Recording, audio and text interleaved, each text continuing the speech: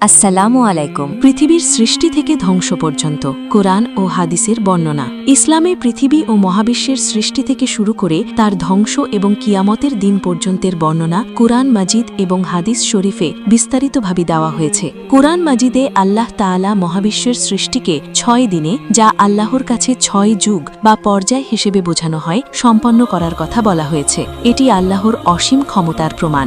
সূরা আল আরাফ ৭:৫৪। নিশ্চয় তোমাদের প্রতিপালক আল্লাহ, যিনি আকাশমণ্ডলী ও পৃথিবী সৃষ্টি করেছেন ৬ দিনে, অতপর তিনি আরশে সমাসীন হয়েছেন। তিনি রাত্রিকে দিনে আচ্ছাদিত করেন, সেও দ্রুত তার অনুসরণ করে, এবং সূর্য, চন্দ্র ও নক্ষত্র সমূহকে সৃষ্টি করেছেন, যা তাঁরই আদেশের অনুগত। সৃষ্টি ও আদেশ তাঁরই। আল্লাহ কত কল্যাণময়, বিশ্বজগতের প্রতিপালক। সূরা আল ফুসসিলাত ৪১:৯-১২। এখানে পৃথিবীর সৃষ্টি ২ দিনে, পাহাড় ও জীবনের উপাদান ৪ দিনে এবং আকাশসমূহ ২ দিনে সৃষ্টির বর্ণনা দেওয়া হয়েছে। বলো, তোমরা কি অস্বীকার করো তাকে, যিনি পৃথিবী সৃষ্টি করেছেন ২ দিনে, এবং তোমরা কি তার সমকক্ষ স্থির করো? তিনিই বিশ্বজগতের প্রতিপালক। তিনি পৃথিবীতে পর্বতমালা স্থাপন করেছেন উপর দিকে, এবং তাতে বরকত দান করেছেন, এবং তাতে আহার্য নির্ধারণ করেছেন ৪ দিনে। যারা জিজ্ঞাসা করে তাদের জন্য সমান। অতপর তিনি আকাশের প্রতি মনোনিবেশ করলেন, যা ছিল ধূম্রকুঞ্জ।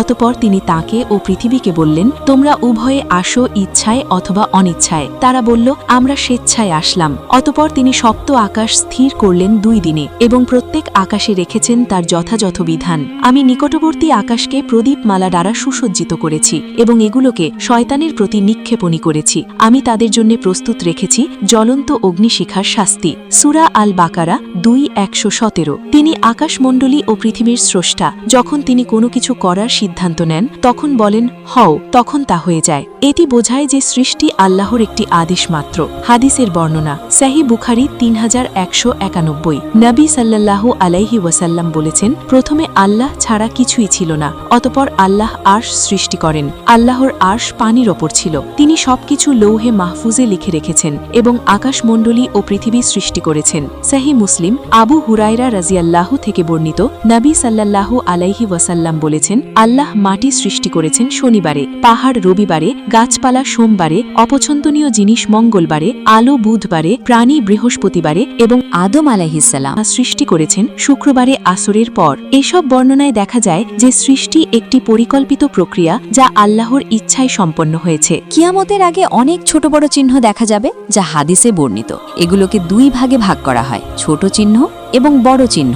ছোট চিহ্নগুলো ধীরে ধীরে ঘটবে, আর বড় চিহ্নগুলো কিয়ামতের খুব কাছে এসে একের পর এক দেখা যাবে। হাদিসে প্রায় ৭৭টি ছোট চিহ্নের উল্লেখ আছে, যার মধ্যে কিছু ইতোমধ্যেই ঘটেছে। উদাহরণস্বরূপ, সময় দ্রুত চলে যাবে, ভালো কাজ কমে যাবে, লোকেরা কৃপণ হয়ে যাবে, হত্যাকাণ্ড বেড়ে যাবে, অযোগ্য লোকেরা ক্ষমতায় আসবে, সততা হারিয়ে যাবে, উঁচু ভবন নির্মাণে প্রতিযোগিতা চলবে, সঙ্গীতের প্রসার ঘটবে, ভূমিকম্প বাড়বে, মহিলারা পুরুষের মতো হয়ে যাবে এবং পুরুষ মহিলার মতো, জ্ঞানের অভাব ঘটবে।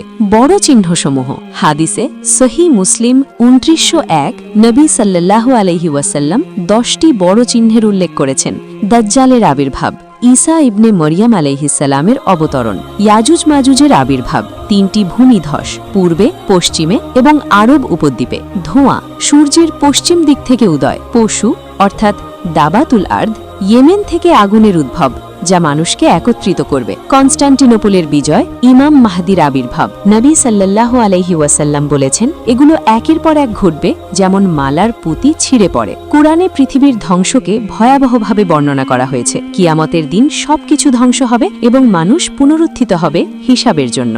সূরা আল কিয়ামা ৭৫:১-৬। আমি কসম করি কিয়ামতের দিনের, এবং আমি কসম করি সেই আত্মার, যা নিজেকে দোষারোপ করে। মানুষ কি মনে করে যে আমি তার অস্থিসমূহ একত্রিত করতে পারব না? হ্যাঁ, আমি তার আঙুলের অগ্রভাগ পর্যন্ত সুবিন্যস্ত করতে সক্ষম। বরং মানুষ চায় যে সামনের জীবনে পাপ কর্ম করে যাবে। সে জিজ্ঞাসা করে, কিয়ামতের দিন কখন হবে? সূরা আল ইনফিতার ৮২:১-৫। যখন আকাশ বিদীর্ণ হবে, যখন নক্ষত্রসমূহ ঝরে পড়বে, যখন সমুদ্রসমূহ উত্তাল হবে, যখন কবরসমূহ উল্টে দেওয়া হবে, তখন প্রত্যেকে জানতে পারবে সে কি অগ্রিম প্রেরণ করেছে ও কি পশ্চাতে রেখে এসেছে। সূরা আল হাক্কা ৬৯, ১৩ থেকে ৩৩। অতঃপর যখন সুরে একবার ফুঁক দেওয়া হবে এবং পৃথিবী ও পর্বতমালা উত্তোলিত হয়ে এক ধাক্কায় চূর্ণ বিচূর্ণ হয়ে যাবে, সেদিন মহা ঘটনা ঘটবে।